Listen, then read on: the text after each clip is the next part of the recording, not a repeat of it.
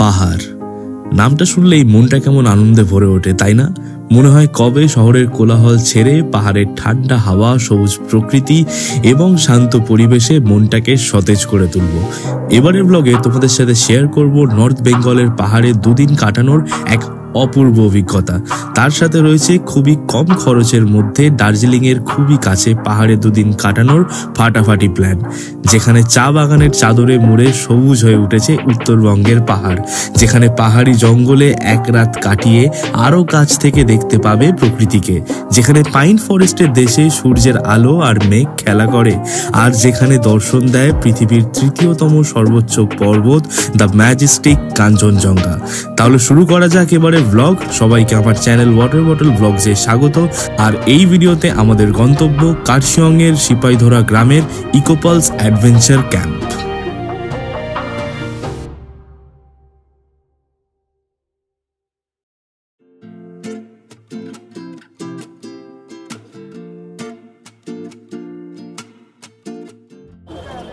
Good evening everyone and welcome to my channel water bottle. আজকে 28 November আর এখন বাজে 9:40 আর আমরা শিয়ালদায় রয়েছি। আর আজকে দার্জিলিং মেল এক্সপ্রেসে করে আমরা যাব এনজেপি মানে নিউ জলপাইগুড়ি। ট্রেনের টাইম দিয়েছে 10:05। নভেম্বরের শেষে বেশ ভালোই ঠান্ডা পড়েছে। এসি দরকার নেই, তাই স্লিপার ক্লাসেই টিকিট কেটেছিলাম। টিকিট প্রাইস 360 টাকা। ট্রেনের কম্পার্টমেন্ট সিট বেশ ভালোই, চলে যাবে একটা রাতেরই ব্যাপার। ওয়াশরুমও ঠিকঠাক পরিষ্কার, তবে একটা এয়ার ফ্রেশনার জাতীয় কিছু হলে আরো ভালো হতো আর কি। ঘড়িতে রাত 10:05 আর শুরু হলো আমাদের ট্রেন যাত্রা। ট্রেনে জার্নি করার সময় আমি একটু হালকা খাবারই খাই, কিন্তু এইবারে স্টেশনের বাইরে দোকানে গরম বিরিয়ানির হাঁড়ি দেখে আর লোভ সামলাতে পারলাম না। শীতের সময় স্লিপার ক্লাসে চড়লে একটা ব্ল্যাঙ্কেট অবশ্যই ক্যারি করবে, রাতে বেশ ভালোই ঠান্ডা লাগবে। পরের দিন সকালে ঘুম ভাঙতেই ট্রেনের জানলা থেকে চোখে পড়ল কি দারুণ এক দৃশ্য। সবুজ মাঠে সাদা কুয়াশার স্তর, যার উপর থেকে সূর্যের লালচে আলো বিদায় জানাচ্ছে দূর থেকে দেখতে পাওয়া চাঁদকে।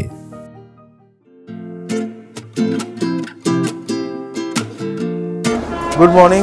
আজকে 29 নভেম্বর, এখন বাজে সকাল 8:40। 8:05 ট্রেন আসার কথা ছিল, কিন্তু ওই আধ ঘন্টা মতো দেরি করেছে। কিন্তু ঠান্ডা নেই তেমন একটা করে টি শার্ট পরে আছি দুজন মিলেই। ওয়েদার খুবই ভালো, এখান থেকে একদম পুরো কাঞ্চনজঙ্ঘা ভিউ দেখা যাচ্ছে। এনজেপি এর আগে অনেকবার এসেছি, তবে এই প্রথমবার সৌভাগ্য হলো একেবারে স্টেশন থেকেই কাঞ্চনজঙ্ঘা দেখার। এনজেপি স্টেশনে বেশ অনেকদিন ধরেই কনস্ট্রাকশনের কাজ চলছে, তবে কাজ শেষ হওয়ার পর কেমন লাগবে সেটাই দেখার অপেক্ষা। আচ্ছা, এবার এনজেপি থেকে একদম কম খরচেই দার্জিলিং বা ওই দিকেরই আশেপাশের যে কোনো জায়গায় কি করে যাবে সেটা বলে ফেলি। এনজেপি স্টেশন থেকে বেরিয়েই একটু সামনে এগিয়ে চলে আসবে অটো স্ট্যান্ডে। সেখান থেকে অটো বা এরকম দেখতে শেয়ার গাড়ি করে চলে যাবে দার্জিলিং মোড়। জনপ্রতি 40 টাকা ভাড়া, ওই 30 মিনিট মতো লাগে পৌঁছতে। দার্জিলিং মোড় থেকে দার্জিলিং যাওয়ার শেয়ার গাড়ি পেয়ে যাবে, জনপ্রতি নেবে 250 টাকা। আমরা দার্জিলিং এর আগেই সিপাহীধরা নামবো, তাই আমাদের পার হেড পড়েছে 200 টাকা। দেখো, মাত্র 300 টাকার মধ্যে এনজেপি স্টেশন থেকে পাহাড় যাওয়ার সহজ উপায় বলে দিলাম। এর জন্য এক লাইক তো বানতা হ্যায়। আজকে আমাদের গন্তব্য ইকোপালস ক্যাম্প। তার জন্য আমাদেরকে নামতে হবে সিপাহীধরা বা সিপাহীধরা স্কুলের সামনে। দার্জিলিং মোড় থেকে সিপাহীধরার ডিস্টেন্স 37 কিলোমিটার। এখন আমরা যাচ্ছি শুকনা ফরেস্ট হয়ে। বড় বড় শাল গাছে ঘেরা ঘন জঙ্গল, আর তার মাঝে এই রাস্তা। ভাগ্যে থাকলে যাওয়ার পথে জঙ্গলি হাতি, এমনকি লেপার্ডেরও দেখা পেতে পারো এখানে।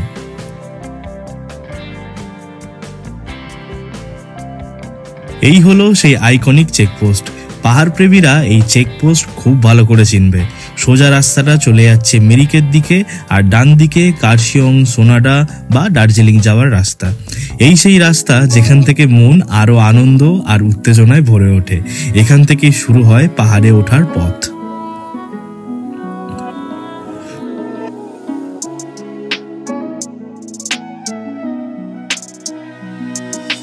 পাহাড়ে যতবারই আসি ততবার কিছু না কিছু নতুন দেখতে পাই। যেমন এইবারে দেখতে পেলাম পাহাড়ের গায়ে গায়ে একরকম হলুদ রঙের ফুল ভরে উঠেছে। কি নাম এই ফুলের জানি না, তবে বেশ লাগছে দেখতে।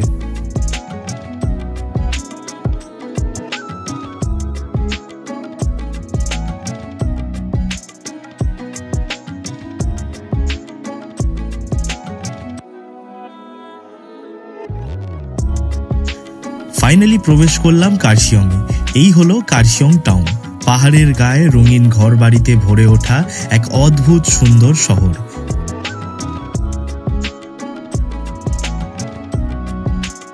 তবে আমরা কার্শিয়ং শহরে নয়, কার্শিয়ংয়ের গ্রামে থাকবো আজ। সিপাহীধরা হলো কার্শিয়ংয়ের মধ্যেই চা বাগানে ভরা একটি ছোট গ্রাম। আমাদের ভাগ্য কিন্তু সত্যি খুব ভালো। এবার বেলা 11:40 হয়ে গেছে, এখনো আকাশ পরিষ্কার আর স্পষ্ট কাঞ্চনজঙ্ঘা দেখা যাচ্ছে।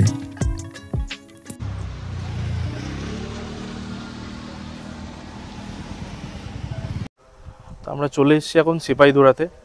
প্রায় 1 ঘন্টা 15 মিনিট লাগলো দার্জিলিং মোড় থেকে এখানে আসতে। এই রাস্তাটা দিয়ে আমরা কার্শিয়ং হয়ে এলাম, আর এখান থেকে সোজা এই দিকটা হচ্ছে দার্জিলিং, ঠিক আছে। আর এই যে বাঁ দিকে এই গোলটা চলে যাচ্ছে, এই রাস্তাটা, এইটা হচ্ছে ইকোপালস অ্যাডভেঞ্চার ক্যাম্পের দিকে।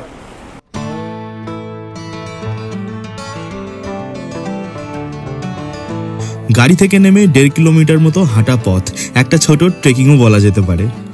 এই হলো জ্যোতির্ময়, আমরা কলকাতা থেকে একসাথেই এসেছি। আর এই হলো রাহুল। রাহুলের বাড়ি শিলিগুড়ির কাছেই, তাই ও দার্জিলিং মোড় থেকে আমাদের সাথে জয়েন করেছে। এইবারের পাহাড় ভ্রমণে আমরা এই 3 বন্ধু।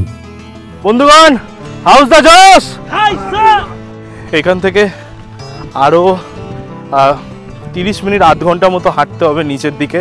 পুরো রাস্তাটা নিচে নেমে যাচ্ছে, কিন্তু রাস্তাটা দারুণ, চারিদিকে পাহাড় আর পুরো চা বাগানে ঘেরা। জাস্ট দেখো জায়গাটা, মানে অনেকটাই নামতে হচ্ছে, পা কাঁপছে। মুশকিলের ব্যাপার হচ্ছে কালকে উঠতেও হবে সকালে এই রাস্তা হয়ে। এই যারা এসে হাঁপিয়ে গেছে, তাই দম নিচ্ছে, মানে অক্সিজেন। জাস্ট দেখো জায়গাটা, ও ভাই। একটু হেঁটে যেতে হচ্ছে ঠিকই, তবে পাহাড়ের ঠান্ডা হাওয়া, সবুজে ভরা প্রাকৃতিক সৌন্দর্য আর এই শান্ত পরিবেশ দেখে পরিশ্রমটা আর পরিশ্রম মনে হচ্ছে না।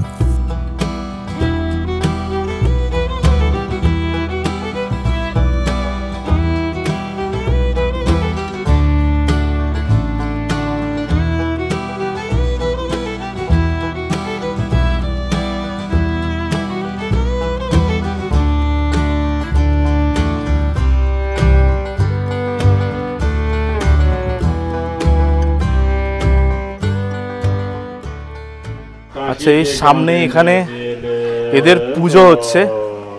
কি পুজো হচ্ছে দেখতে হবে ওটা।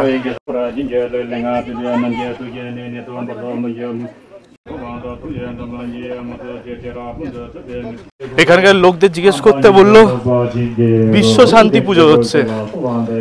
কোন ঠাকুর এটা জানি না, বুদ্ধ, গৌতম বুদ্ধই হবে, কিন্তু বিশ্ব শান্তি পুজো হচ্ছে এখানে আজকে। ওকে, তো আমরা ওই ওপর থেকে এতটা হেঁটে এসেছি, অলমোস্ট পৌঁছে গেছি। এখানে সাইনবোর্ড দিয়ে দিয়েছে, ইকোপালস লিভ দ্য ন্যাচারাল অ্যাডভেঞ্চার। এখানে নাম্বার দেওয়া রয়েছে, ফোন নাম্বার, আমি তাও ডেসক্রিপশানে দিয়ে দেবো। এখান থেকে নামতে হবে। নর্থে 2 দিনের প্ল্যানের প্রথম দিনেই এই জায়গাটা বেছে নেওয়ার মূল কারণ হলো অ্যাডভেঞ্চার, যা এই ক্যাম্পের প্রবেশ পথ থেকেই অনুভব করতে পারছি। চা বাগানের পাশ থেকে নেমে যাচ্ছে এই জঙ্গলের রাস্তা, চারিদিক নানান ধরনের বিশাল আকারের গাছপালা, সাথে ঝিঝি পোকা ও পাখির ডাক। জঙ্গল এতটাই ঘন যে খুব কম সূর্যের আলো পৌঁছচ্ছে এখানে, বেশিরভাগ জঙ্গলটাই গাছের ছায়াতে ঢেকে রয়েছে। মোটামুটি ক্যাম্প হোমস্টেতে থেকেছি, কিন্তু এই জায়গাটা মানে একটা পুরো জঙ্গলের মাঝখানে রয়েছি, মনে হচ্ছে একটা দারুণ অভিজ্ঞতা। চারিদিকে ঝিঝি পোকার ডাক, পাখি ডাকছে, জাস্ট আওয়াজ শোনো। সামনে একটা আবার ছোট ব্রিজ, মানে বাঁশ দিয়ে বানানো, আমরা গ্রামে বাঁশপোল বলি যেটাকে। ফাইনালি পৌঁছে গেলাম আমাদের আজকের আস্তানা ইকোপালস ক্যাম্পে।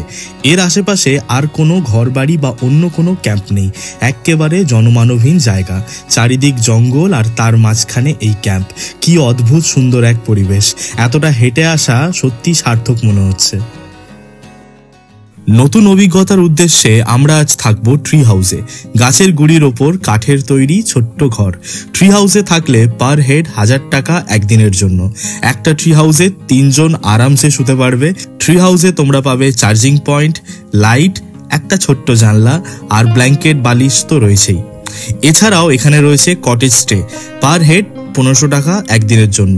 কাঠের তৈরি সুন্দর দেখতে কটেজ, এর মধ্যে তোমরা পাবে bed, chair, light, charging point, সাথে একটা অ্যাটাচড ওয়াশরুম। ট্রি হাউস আর কটেজ স্টের প্যাকেজের মধ্যে রয়েছে একদিনের খাওয়া দাওয়া, মানে লাঞ্চ, ডিনার আর পরের দিনের ব্রেকফাস্ট। এখানে টেন্টে থাকার ব্যবস্থাও রয়েছে, পার হেড 500 টাকা একদিনের জন্য, কিন্তু ব্ল্যাঙ্কেট আর বালিশ ছাড়া বাকি সবকিছু চার্জেবল, মানে খাবারের টাকা আলাদা করে দিতে হবে। সিজন অনুযায়ী সব প্যাকেজের দাম একটু ওপর নিচ হয়, সেটা এনাদের সাথে কথা বলে ম্যানেজ করে নিতে পারো। টেন্ট আর ট্রি হাউসে যারা থাকবে তাদের জন্য রয়েছে এই কমন ওয়াশরুম। আর একটা জিনিস এখানে সব থেকে ভালো লাগলো, সেটা হচ্ছে এখানে সন্ধ্যের আসরের জায়গাটা, জাস্ট দেখো একবার।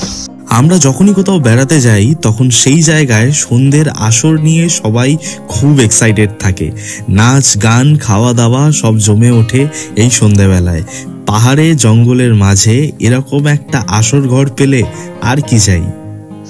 আর এটা হচ্ছে এখানে ক্যান্টিন এরিয়া, আমাদের লাঞ্চ দিয়ে দিয়েছে অলরেডি। ঘড়িতে এখন দুপুর 2টো। সকাল থেকে 1 কাপ চা আর টোস্ট বিস্কিট খেয়ে আর খিদে সামলানো যাচ্ছে না। তোমার খাবার কেমন? ভালো। কি দিয়েছে আঙ্কেল খাবারে?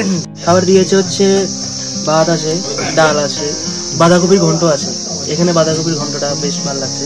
আর একটা চাটনি দিয়েছে, সেটা হচ্ছে এনারা বললো তিলের চাটনি। তিলের চাটনি? তিলের চাটনি তো দারুণ এটা। আর ডিমের ঝোলটা অবশ্যই আছে। তিলের চাটনি, এটা পুরো তিলের চাটনি না? তিলের চাটনি।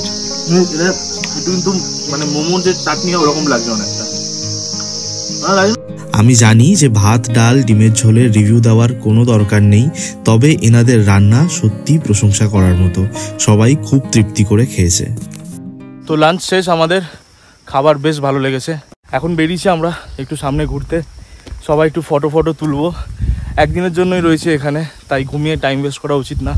যতটা পারবো জায়গাটাকে এনজয় করব, উপভোগ করব আর কি। এমনি এত সুন্দর একটা জায়গা। কি অদ্ভুত নির্জন শান্তির পরিবেশ চারিদিকে।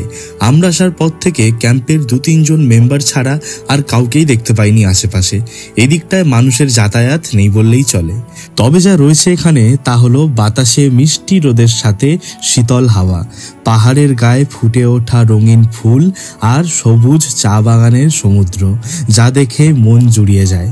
শান্তি আর নীরবতার মাঝে এক অদ্ভুত স্বর্গীয় অনুভূতি। এর জন্যই তো বারবার ফিরে আসতে ইচ্ছে করে পাহাড়ের বুকে। পুরো দুপুরটা আমরা এখানেই কাটালাম, সাক্ষী হলাম পাহাড়ের বুকে এক অপূর্ব বিকেলের। পাহাড়ের শীর্ষে সোনালি সন্ধ্যের আলোর মধ্যে প্রকৃতি যেন এক অপূর্ব মায়ায় ভরে উঠেছে। সূর্যাস্ত দেখতে দেখতে 3 বন্ধু মিলে একটু গপ্পসপ্প করে ফিরে এলাম ক্যাম্পে। সন্ধ্যের পর এই ক্যাম্প এক আলাদাই রূপ ধারণ করে। জঙ্গলে রাতের অন্ধকারে যাতে ক্যাম্পে কারোর অসুবিধা না হয় তার জন্য এই অসাধারণ ব্যবস্থা। পুরো ক্যাম্প ঝিকিমিকি আলো দিয়ে সাজানো। রাতে জঙ্গলে মাঝে যেন এক আলোর উৎসব শুরু হয়েছে। আর এই হলো সেই আড্ডাঘর, যার সদ্ব্যবহার আমরা আজ অবশ্যই করব। সন্ধ্যের প্রোগ্রাম শুরু হলো 1 কাপ চা দিয়ে। তো এটাই আজকে আমাদের আড্ডার জায়গা, সন্ধ্যের আড্ডা এখানেই হবে। জ্যোতির্ময় গান চালাচ্ছে, রাহুল বসে গেছে ক্যাহন নিয়ে। কি এটা ক্যাজন কি বলে নাকি? কাহন বলে, ক্ল্যাপ বক্স বলে। ক্ল্যাপ বক্স ওই বাজানো হবে, গান ফান হবে, নিচে বারবিকিউ চিকেন হচ্ছে। ঠান্ডার মধ্যে গরম গরম বারবিকিউ চিকেন, জাস্ট কোনো কথা হবে না। তো নিচে বারবিকিউ চিকেন হচ্ছে আমাদের জন্য রেডি। এছাড়াও আমরা অর্ডার করেছিলাম chicken deep fry. Chicken fry চলে এসছে আমাদের। আচ্ছা, কোনো প্যাকেজের মধ্যে কিন্তু এই স্ন্যাক্স নেই। বারবিকিউ চিকেন বা চিকেন ফ্রাই এই সব আমরা আলাদা করে অর্ডার করেছি। মেনুতে খাবার আর তার প্রাইস সব লেখা আছে। দিনের বেলায় বলে দিলে এনারা সব ব্যবস্থা করে রাখবে। স্ন্যাক্স কি দিয়ে খাবে সেটা আগের থেকে বলে দিলে সেই ব্যবস্থাও হয়ে যাবে। জলখাবারের পর্ব শেষ করে এবার শুরু হলো গান বাজনার পর্ব। আমরা এখানে কেউ গায়ক নই, কিন্তু তাই বলে কি গাইবো না আমরা? সুর না থাকলেও প্রাণ ভরা আনন্দ রয়েছে। তাই তোমাদের জন্য রইল এই সন্ধ্যের আকর্ষণীয় অনুষ্ঠান।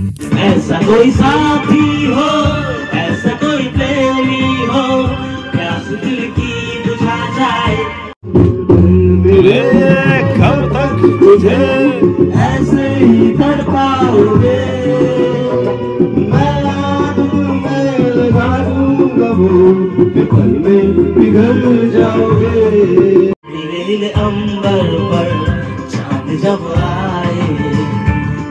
बरसाए प्यार बरसाए कोई हाल बिगड़ जाए जब कोई मुश्किल पर जाए तुम देना साथ मेरा वो हमनवा वो जो थोड़ा ना वो घुमा दे आगे जैसा चश्मा लगा दे